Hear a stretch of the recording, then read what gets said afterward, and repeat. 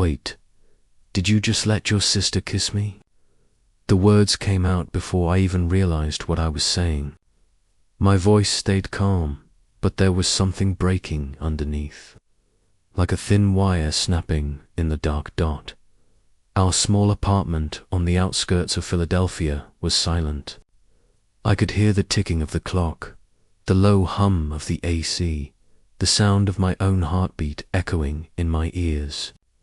Maya, my girlfriend, sat on the brown leather chair across from me, her gaze steady, almost amused, as if watching my reaction was the entire point of this little game. And Alyssa, her younger sister, stood frozen by the doorway, face flushed, not sure whether to apologize or run. I didn't yell, not yet. At first, I was just stunned.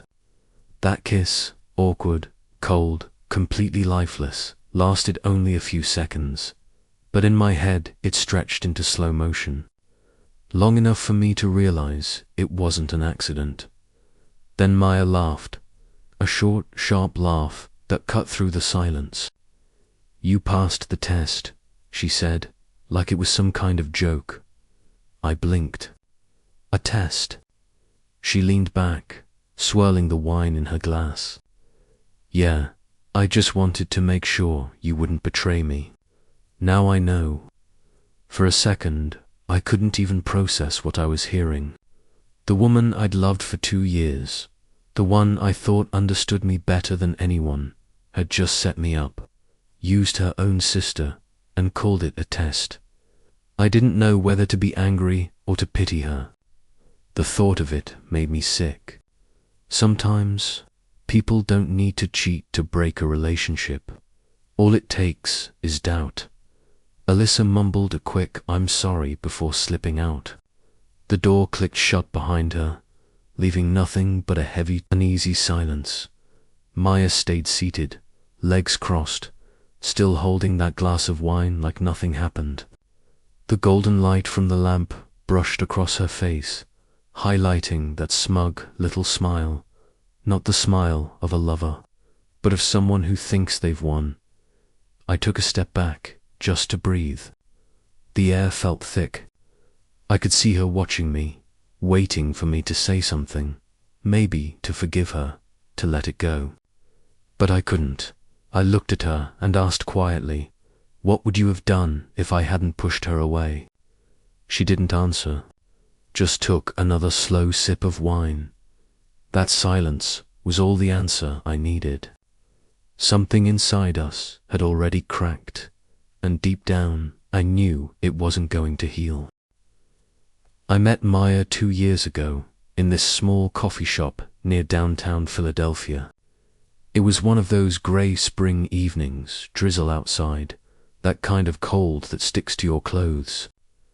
I was sitting alone with my laptop, half buried in work, when she walked in, hair slightly wet, grey hoodie, holding a cappuccino that steamed in her hands. The place was almost full, except for the table across from mine. She gave me this polite little smile before sitting down. I didn't think much of it at first, but then she started talking casually, naturally, like she'd known me for years. She asked what I was working on, complained about the rain, and somehow, just like that, we fell into a real conversation. It wasn't forced. She had this presence, confident, sharp, but warm in a way that made you want to keep listening. We ended up talking for hours that night, about work, family, the kind of movies we secretly loved but never admitted to liking. I remember thinking, God, this woman feels different. When she laughed, she tilted her head just a little, and I remember wanting to make her laugh again. From there, things moved fast. Dinners turned into weekends. Weekends turned into months. By the time we moved in together, I honestly thought I'd found the person I was going to build my life with. Maya could be intense, sometimes passionate, opinionated, stubborn, but I took it as part of who she was. I told myself, She just loves hard. When she asked who I was texting or where I was, I brushed it off. It felt sweet, almost, like she cared too much. But over time, that care started to feel like something else. If I didn't answer a text right away, she'd call. If I didn't pick up, she'd drive to my office just to make sure everything was okay.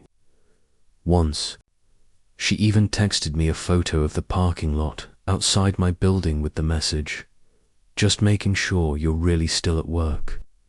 I laughed it off then. I told myself it was because she'd been hurt before. She told me her mum had left when she was 10, walked out with another man, leaving Maya and her sister with their dad in New Jersey. He worked 2 jobs, barely home, so Maya grew up learning that if you didn't hold on tight enough, people disappeared. I thought my patience could fix that. I thought love could fix that. For a while, I did everything to make her feel safe, shared my schedule, told her who I was with, even gave her my phone passcode. I thought that was what trust looked like. But the truth is, when love turns into proof, it's not love anymore. It's control. I still remember one night, I went out for a beer with a coworker, just 2 guys talking about work. When I got home, Maya was waiting on the couch, arms crossed, calm, quiet. That kind of quiet that burns more than yelling. "Why didn't you text me back?" she asked. "I was driving," I said. "Didn't think I had to." She smiled, but it wasn't a kind smile. "Or maybe you just didn't want me to know where you were." We argued, softly, the way people argue when they still think love will smooth everything out. She cried, told me she just didn't want to lose me, and I believed her. For a while, things went back to normal. She laughed again, cooked dinner, kissed me goodnight like nothing had happened. But deep down, I knew something had shifted. When someone starts doubting you, it never really stops. They keep digging, testing, searching for proof, until one day, they find it. And for Maya, that proof came in the form of a test. The night she sent her own sister to kiss me, just to see if I'd fail. I can't tell exactly when things started to change. Maybe it was one of those ordinary nights when Maya asked, "Did you see the way that woman looked at you?" Just because a waitress smiled when she dropped off our food. Or maybe it was that morning when she called me 5 times because I forgot to say goodbye before heading to work. At first, I thought it was just sensitivity, the kind that comes with loving someone too much. But over time, those little moments became sharp edges cutting through us. Quietly, slowly, every single day, Maya started noticing everything. Where I went, who I talked to, what I said. If I told her I had a meeting with a coworker, she'd always ask, male or female. And if I said female, she wouldn't say a word. She'd just go quiet, that heavy, suffocating kind of silence that fills a room like smoke. She never told me I couldn't go out, but every time I came home, her eyes would scan me, quick, sharp, as if she was searching for traces of something she already believed existed. Once, I came home late after finishing a report at the office. When I opened the door, Maya was sitting on the couch, still in her work clothes, hair messy, a half-empty glass of wine beside her. I didn't have to ask. I knew she'd been waiting. She didn't yell. She just looked up and asked, "Did you have fun?" It sounded harmless, but the way she said it burned. I explained everything as gently as I could. She nodded, said, "I trust you." But the next morning, I caught her opening my laptop, scrolling through my calendar, verifying whether that late meeting actually happened. That's when my life started to feel smaller. I became cautious, measuring my words, watching my tone. I stopped talking about my co-workers, stopped staying late, stopped checking my phone anywhere she could see. I told myself it was easier that way, but really, I was just surviving. And the more I tried to reassure her, the less it mattered. It was like pouring water into a glass with no bottom.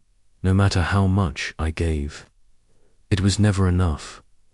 Then I started noticing something else. Whenever we argued, she'd disappear for hours. No texts, no calls. And when she came back, it was as if nothing had happened. She'd cook, laugh, hum to herself, like the argument had been erased.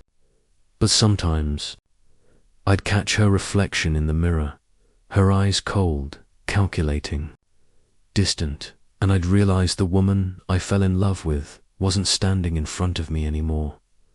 One night, I asked her, "Don't you ever get tired of doubting me?" She looked at me for a long time before saying softly, "I just want to be sure." You don't understand, when someone's been abandoned, they never stop waiting for it to happen again. And she was right. I knew her story, her mum leaving when she was 10, her dad working double shifts, the loneliness she carried through her teenage years. Maybe she'd never stopped being that scared little girl, who thought love meant holding on so tight that nothing could slip away. But love doesn't survive when it's held like that. Still, I tried. I told her everything, my schedule, my co-workers, even the most boring parts of my day. I did it not out of fear, but because I wanted her to see she had nothing to worry about. But every time I proved myself, she just found something new to question. Then one night, she asked me something strange. "If I ever tested you," she said, "would you be mad?" I laughed, thinking she was joking. "Love isn't something you test," I told her. Her voice stayed calm. "But if I don't test it, how do I know it's real?" Something in her eyes chilled me. It wasn't curiosity. It was calculation, like she'd already made up her mind. A few days later, she told me her sister, Alyssa, would be staying with us for a while. "She just needs a place to crash," Maya said. I didn't think twice. Alyssa was sweet, quiet, polite, almost shy. She had the kind of gentle presence that made you want to protect her. For a few days, everything seemed normal. We ate dinner together, watched movies, talked about random things. I remember thinking, maybe things are finally calming down.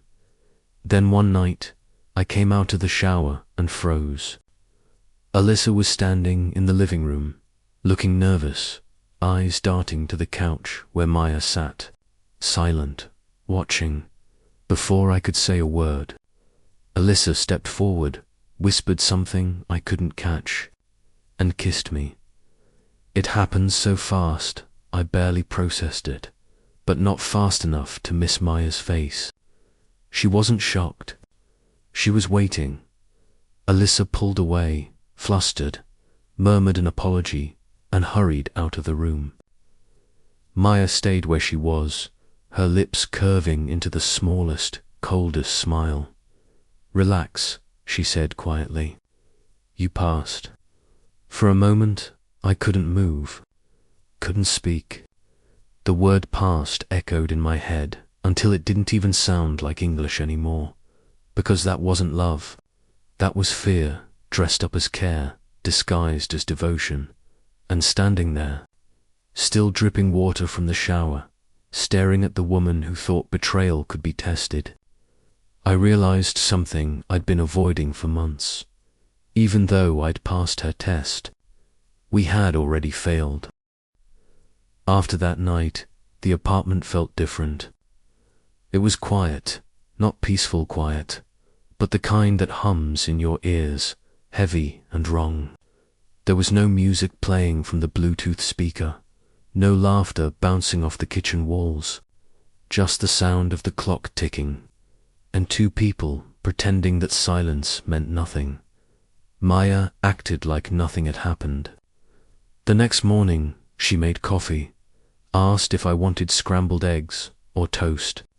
She smiled that same practiced hollow smile that never reached her eyes. I just sat there, staring at her, wondering how I could live with someone I suddenly didn't recognize. She finally said, "See, I told you I trust you. I just needed to be sure."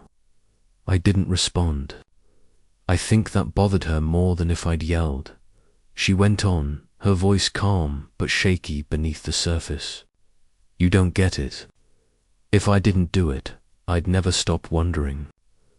I've been hurt before. I can't handle that again." I listened. I really did. But all I felt was emptiness, the kind that seeps into you when love starts dying quietly. I wasn't angry anymore. I was just tired. That kind of tired that doesn't come from fighting, but from knowing it won't matter. Maya didn't seem to notice. She kept pretending we were fine. She cooked dinner, lit candles, asked me about my day.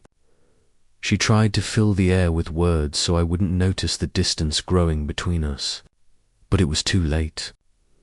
Everything she said felt meaningless, like background noise in a room where something had already broken. A few days later, Alyssa left. She avoided my eyes the whole morning. Before getting into her car, she whispered, "I'm sorry. I didn't have a choice." I nodded. I didn't blame her. The damage wasn't hers to carry. After that, the days blurred. I'd go to work, come home, eat dinner, shower, sleep.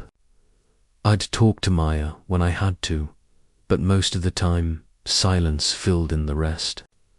Sometimes she'd try asking, "Are you mad at me?" Or, "Why don't you talk to me anymore?" Then one night, she broke down crying. She held on to me like she was drowning. "I didn't mean for it to go that far," she said between sobs. "I just wanted to know you loved me. I didn't think it would ruin us." I let her cry. I didn't say anything, not because I wanted to hurt her, but because I finally understood that words couldn't fix this. What she wanted wasn't forgiveness. She wanted certainty, a promise that I'd never leave. And no one can promise that. The weeks that followed were quiet. We started sleeping in separate spaces. She in the bedroom, me on the couch. At first, it was temporary. Then it became routine. Maya still tried. She made dinner, left notes, sent texts, but every gesture only reminded me of the distance between us. I think she could feel it too, that invisible wall neither of us knew how to tear down. One night I was sitting in the living room, reading, when she came out holding her phone. Her hands were shaking. "Maybe you should go away for a few days," she said quietly. "Get some space. You've been so distant. Maybe it'll help." I looked up. She was trying to smile, but her eyes were red. I nodded, not because I wanted to leave, but because staying would have meant dying a little more each day. That night, I packed a small bag. No yelling, no goodbye speech, just quiet understanding. When I closed the door behind me, I heard her sob, soft, broken. I didn't turn back, because sometimes the kindest thing you can do for someone you love is walk away before there's nothing left to love. I left quietly, carrying just a small bag and a persistent exhaustion that seemed to settle deep in my bones. For the next few days, I stayed at a friend's place, drinking coffee in the mornings, walking through the park, trying to give myself enough time to sort everything out. I thought that maybe a little distance would help us heal, or at least give us space to think. But instead, I realized that silence only made things heavier, because in that stillness, the same questions kept repeating, and the image of her cold smile stayed vivid in my mind. One rainy afternoon, as I was packing some things from my bag, my hand brushed against a small box I'd kept in a drawer, the box containing the mini camera I bought months ago when I first suspected something about the missing items. I had placed it on the living room shelf, telling Maya it was to protect some valuables, a convenient excuse at the time. Back then, I thought I was just being cautious, but now, in the ruins of our relationship, I wanted to know exactly what had happened during the days I wasn't home. That night, I plugged it in, connected it to the screen, and started watching. At first, the footage was harmless. Maya on the phone, me coming home late, Alyssa walking in and out. Just ordinary moments. Then it all built up. There was one short clip from 2 weeks earlier. I saw Maya holding the little figurine I usually kept on the shelf, quietly slipping it into Alyssa's suitcase.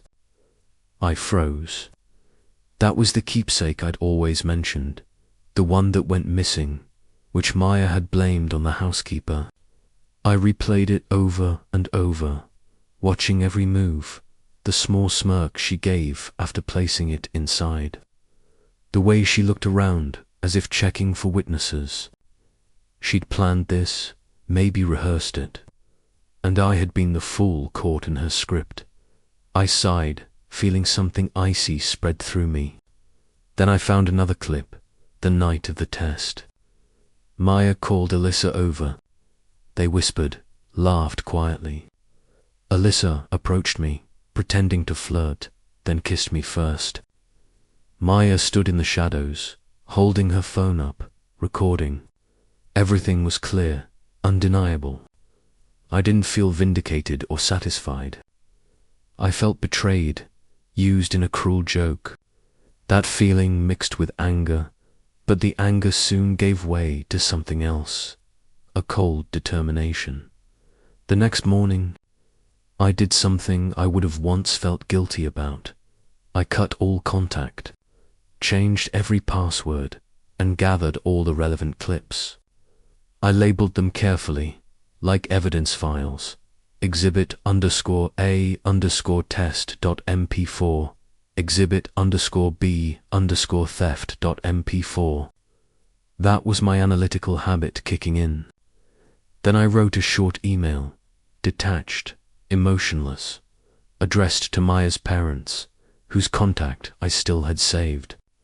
The subject line read, "A video you should see, something you might want to know about Maya and Alyssa." I attached one clip, hit send, and felt something loosen inside me, not joy, but release. It didn't take long for my phone to explode with calls and messages. Unknown numbers, frantic texts. They called my name, begged, yelled. I didn't answer. I sat down, poured a glass of whiskey, and kept watching the remaining clips. I found more evidence, calls between Maya and her friend, text messages laughing about the plan, discussing how I might react. It was no longer suspicion. It was a scheme. The next morning, a loud pounding on my door woke me up. Through the peephole, I saw her parents standing there, faces stern, Maya and Alyssa behind them. Their voices carried through the door, angry, trembling. "You're a sick man, a voyeur, a manipulator," her father shouted.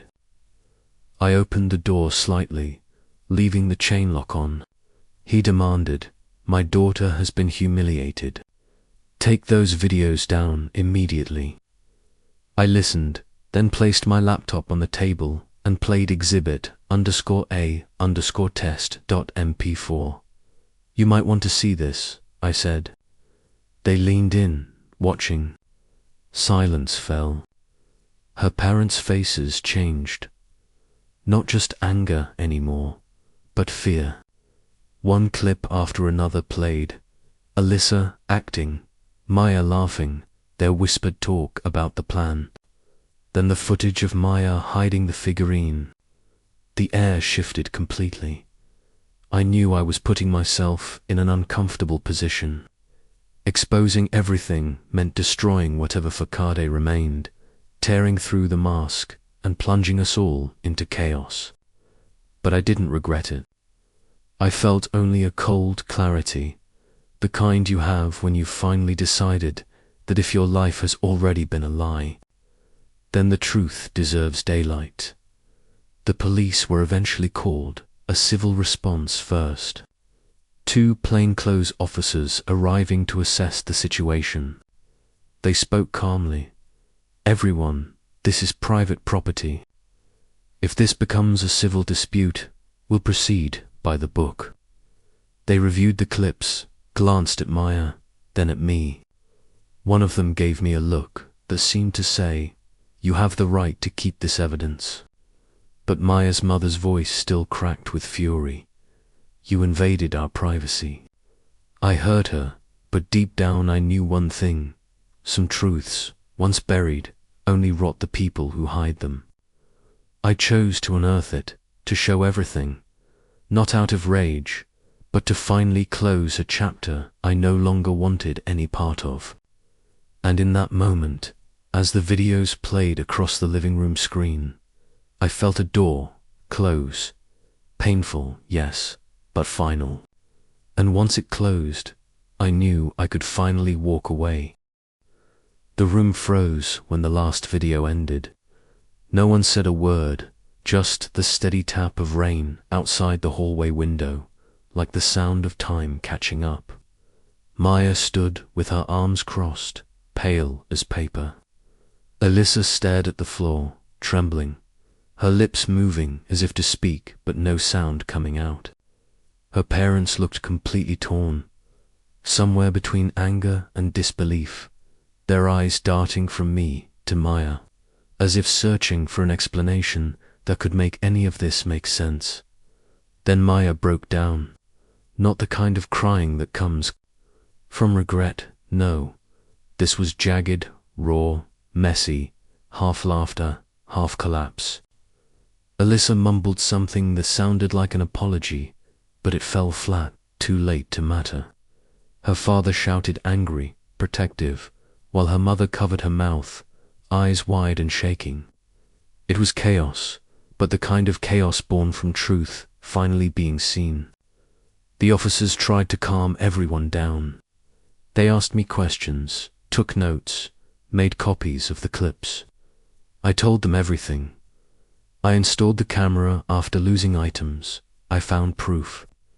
I sent one video to Maya's parents because I thought they deserved to know. The officer nodded, jotting something in his notepad. Evidence confirmed, pending review.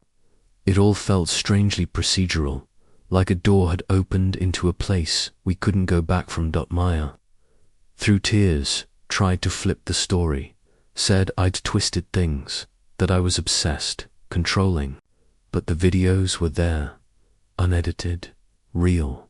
You could see her, see Alyssa, see the laughter, the staging, the manipulation. It was impossible to deny. Alyssa finally whispered, it was supposed to be a joke, before her voice cracked completely. And in that moment, watching their faces crumble under the weight of what they'd done, I didn't feel victorious. I just felt empty, because truth doesn't heal. It exposes. It leaves you raw, standing in the rubble of something that once felt safe. Her parents took Maya aside, speaking in low, harsh tones. I could hear fragments. How could you? Do you even realize what you've done? Alyssa's mum grabbed her by the arm, furious and humiliated.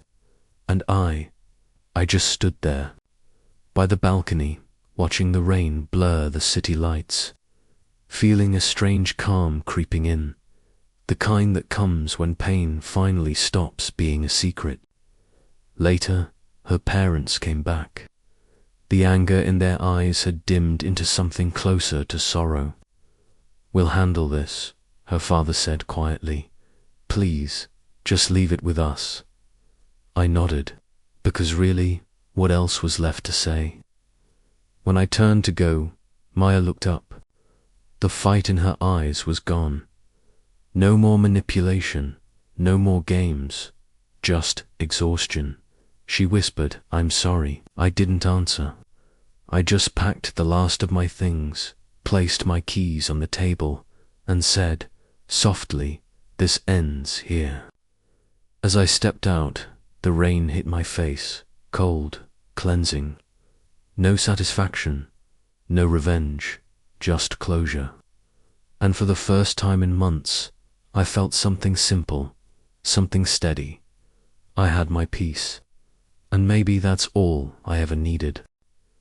A few weeks later, my old apartment became just an address I avoided repeating. I moved into a smaller place, with windows facing a small park, where every morning sunlight poured through the thin curtains, and the sound of kids playing drifted in like a gentle melody. The peace there felt empty at first, but over time, that quiet became exactly what I needed most. I started forming new habits, waking up early, jogging, reading before bed, and no longer checking my phone like I was waiting for someone to text. Every day, I taught myself not to think about Maya, or rather, to think of her without that sting anymore. Because at some point, you stop wanting to forget the person who hurt you. You just start remembering them as a chapter that has already closed. Work gradually steadied again. I met up with friends more often, no longer dodging questions like you doing okay. One afternoon, sitting at my usual coffee shop, I saw a young couple laughing together at the next table, and I realized something. Love, even when it once broke me, is still beautiful when it's given the right way. I don't regret having loved. I only regret trying to hold on to something that had already stopped being love. One day, I ran into Alyssa again. She was with her mother, looking tired, older somehow. When she saw me, she froze for a moment, then said softly, I'm sorry, truly. I just nodded, not bitter, not cold. Forgiveness isn't about whether someone deserves it.